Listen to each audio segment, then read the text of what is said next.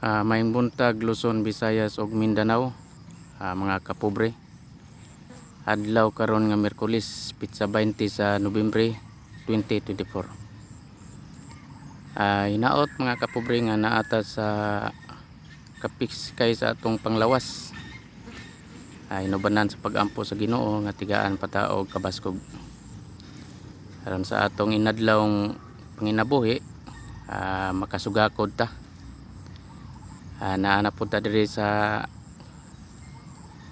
akong gitawag nga pagpakaon sa akong mga kayupan mga kapobre.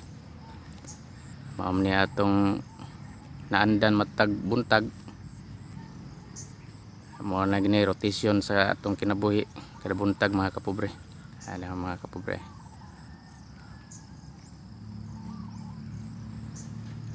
Muni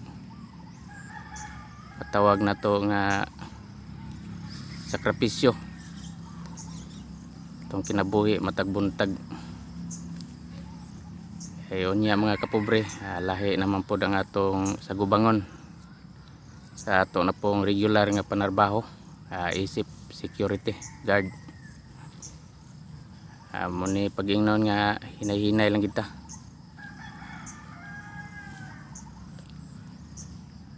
Mga kapobre,